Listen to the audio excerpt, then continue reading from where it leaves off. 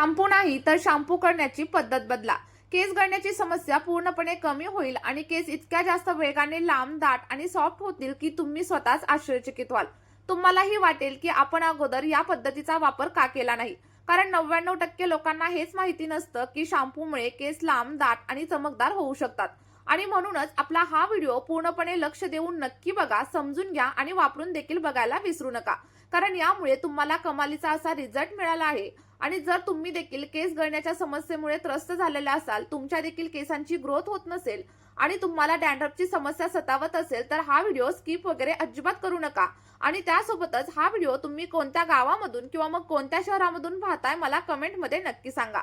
बघा, आपली ही रेमेडी बनवण्यासाठी सर्वात अगोदर आपल्याला कोणताही माइल्ड शॅम्पू घ्यायचा आहे. तुम्ही कोणत्याही प्रकारचा शॅम्पू इथं वापरू शकता. जो तुम्ही हेअर वॉश करण्यासाठी शॅम्पू वापरत असाल तो घेतला तरी देखील चालेल.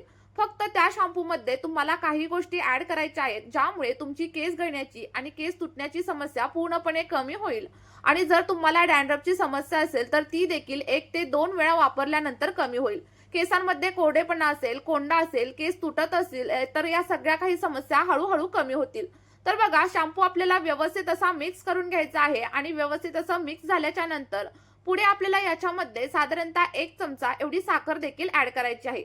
बघा, तुम्ही म्हणाल की आता साखर कशासाठी ऍड करायची, तर जितक्या पण लोकांनी साखर मी सांगितलेल्या पद्धतीने शॅम्पू मध्ये मिक्स करून वापरलेली आहे, तर त्यांच्या केस गळण्याची, केस तुटण्याची आणि सोबतच केसांमध्ये जो काही कोरडेपणा आहे, कोंडा आहे, सगळ्या काही समस्या दूर झालेल्या आहेत.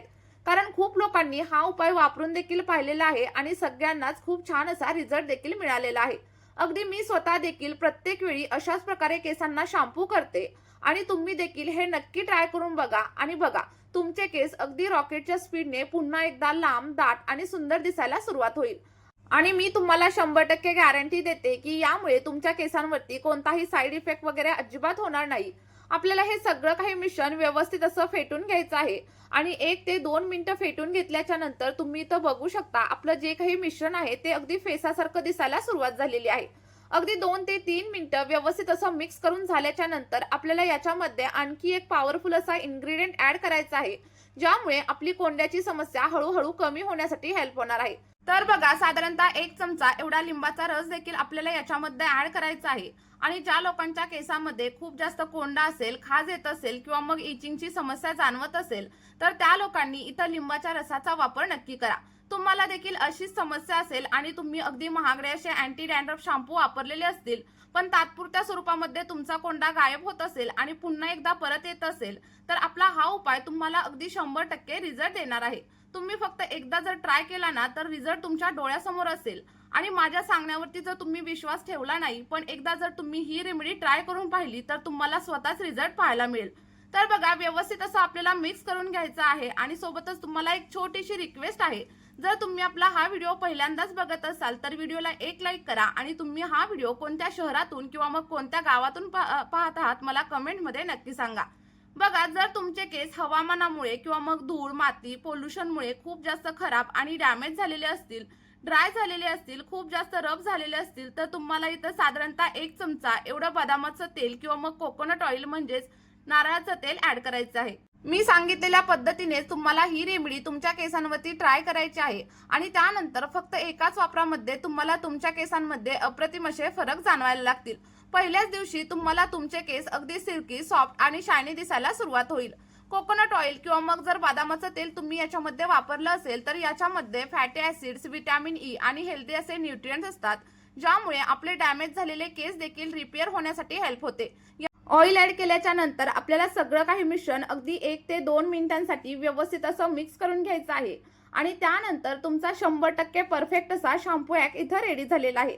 आणि हा शॅम्पू तुम्हाला आठवड्यामधून फक्त 2 वेळा तुमच्या केसांवरती अप्लाय करायचा आहे. जेव्हा जेव्हा तुम्हाला हेअर वॉश करायचा असेल, तेव्हा तेव्हा हा कशा प्रकारे केसांवरती अप्लाय करायचा हेच मी तुम्हाला व्हिडिओमध्ये पुढे सांगणार आहे. बघा, ज्या लोकांना डॅन्ड्रफची खूप जास्त प्रमाणावरती समस्या असेल, तर त्या लोकांनी काय करायचंय, आपला हा जो काही शॅम्पू आहे ना, तो आपल्या स्कॅल्पवरती मी सांगितलेल्या पद्धतीनेच अप्लाय करायचा आहे. बघा, जी काही पद्धत आहे ती मी व्हिडिओमध्ये तुम्हाला पुढे सांगणार आहे.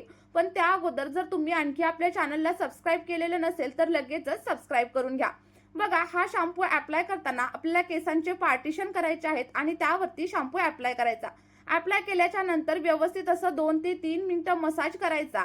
असं केल्यामुळे काय होतं, आपलं जे काही स्कॅल्प आहे ती अगदी डीपली जाऊन क्लीन होतं आणि यामुळे आपल्याला जी काही कोंड्याची वगैरे समस्या असते ती देखील हळूहळू कमी होण्यासाठी हेल्प होत असते.